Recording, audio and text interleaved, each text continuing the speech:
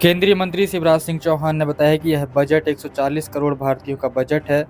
संपन्न, समृद्ध, आत्मनिर्भर और विकसित भारत के निर्माण का बजट है। बजट में समाज के हर वर्ग के कल्याण का ध्यान रखा गया है। ये बजट देश के 140 करोड़ भारतीयों का बजट है। संपन्न, समृद्ध, आत्मनिर्भर और विकसित भारत के निर्माण का बजट है। इस बजट में समाज के हर वर्ग के कल्याण का ध्यान रखा गया है। सचमुच में एक दूरदर्शी बजट है जिसमें हर क्षेत्र को कवर किया गया है।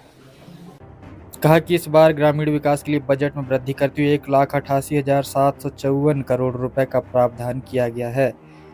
इस बार ग्रामीण विकास के लिए बजट में 1,88,754 करोड़ रुपए का प्रावधान है। इसके पहले 1,77,000 करोड़ का बजट था।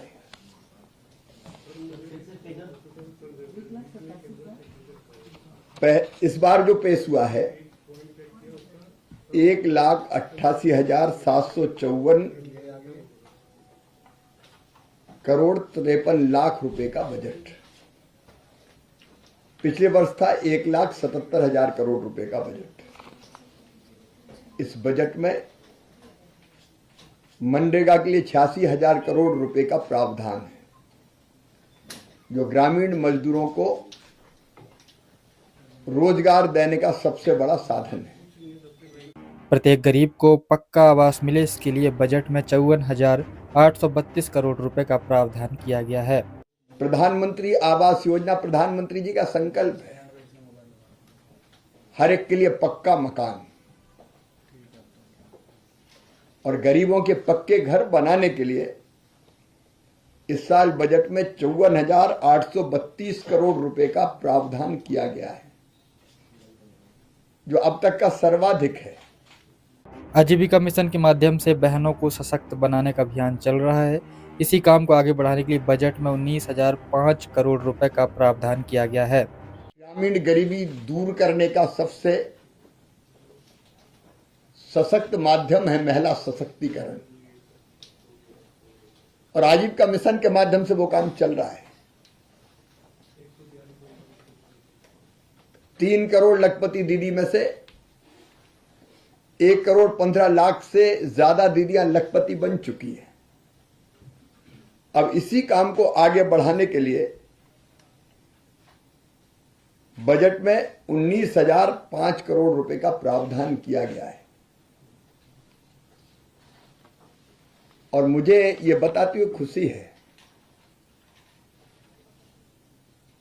कि अब एक स्टेप हम और आगे बढ़ने वाले गरीबी दूर करने के लिए, महिला सशक्तिकरण के लिए, महिलाओं की, बहनों की गरीबी दूर करने के लिए। अब तक लखपति दीदी की कल्पना थी, कई काम बहुत महत्वपूर्ण करके वो आत्मनिर्भर हुई है, लेकिन अब स्वयं कोई बहन, महिला या उनका समूह अब बड़ी उद्यमी बने, इस दिशा में कदम उठाए जा रहे हैं। और इसके लिए हमारी कोशिश है गरीबी मुक्त भारत के लिए गरीबी मुक्त गांव। गांव में कोई भी आजीविका से जुड़े बिना ना रहे। किसान क्रेडिट कार्ड किसानों के लिए वरदान है। उन्होंने कहा, अब तक किसान क्रेडिट कार्ड के अंतर्गत 3 लाख रुपए तक का ऋण उपलब्ध कराया जाता था। इस सीमा को बढ़ाकर 5 लाख रुपए तक कर दिया गया है। किसान क्रेडिट कार्ड किसान के लिए वरदान जैसा था। 1998 में इस योजना का प्रारंभ हुआ था और किसानों को नाम मात्र के ब्याज पर 4% ब्याज पर 3 लाख रुपए का लोन मिलता है। अगर प्राकृतिक आपदा आ जाए, कोई और दिक्कत पड़ जाए, तो ऋण वापसी की अवधि को भी बढ़ाया जाता है, बिना ब्याज की दर बढ़ाए। अब तक ये लिमिट थी 3 लाख, इसको 3 लाख से बढ़ा के 5 लाख रुपया किया गया है। देखिए, कृषि विकास को बढ़ाने में, विकास दर को बढ़ाने में हार्टिकल्चर का बहुत बड़ा योगदान है। वैसे भी आपने देखा है कि कृषि की विकास दर लगातार लगभग 10 सालों से 5% के आसपास रही है, लेकिन इसमें भी फल सब्जियों का बड़ा योगदान है। और किसान को फल और सब्जी लगानी है तो ज्यादा निवेश की जरूरत पड़ती, पैसे ज्यादा लगते हैं।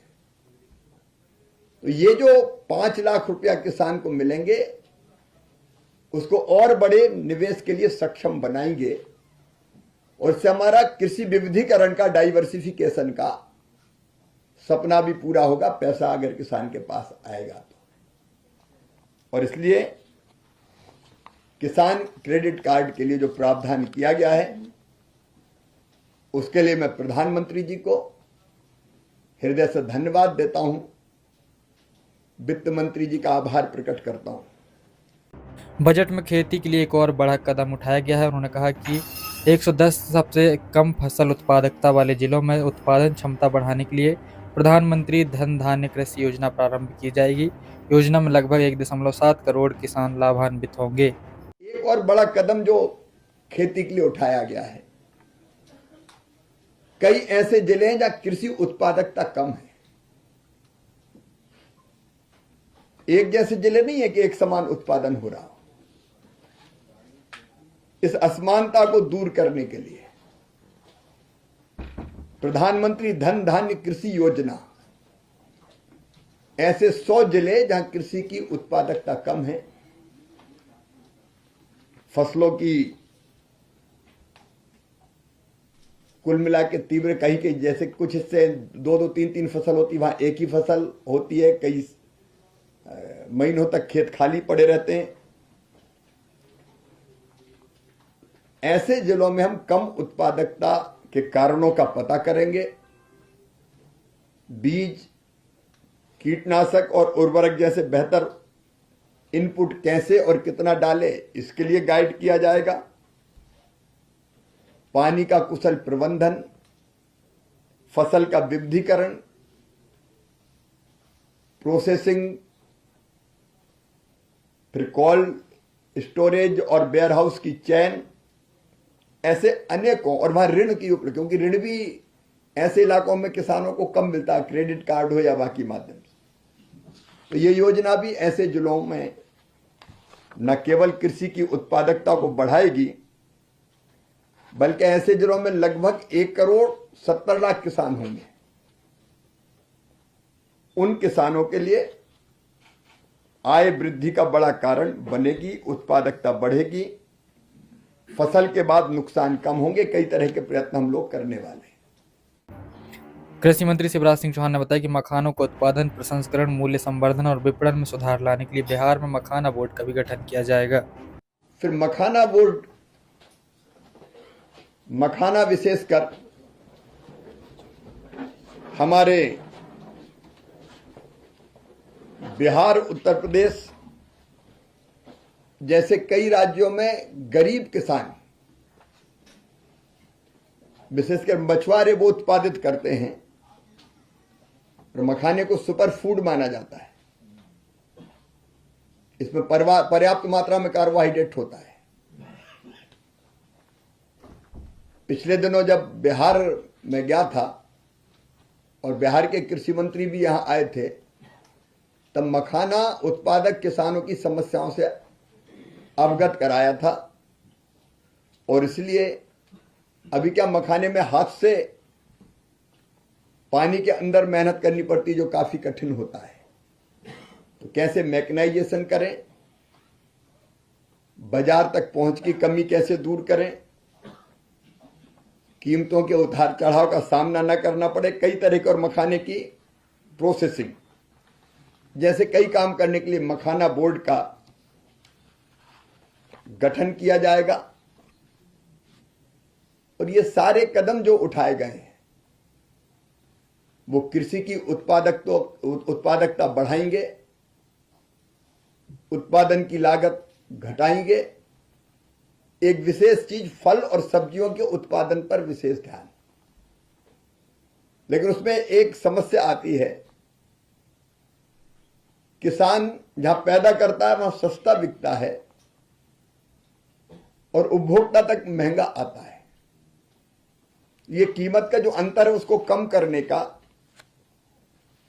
हम गंभीर प्रयास करेंगे। उसके लिए अनेकों कदम उठाए जाने का फैसला कृषि विभाग ने किया है।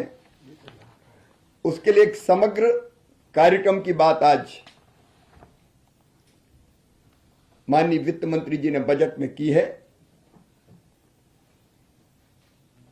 और इसलिए बागवानी के उत्पादन की गति वो भी हमको बढ़ानी है।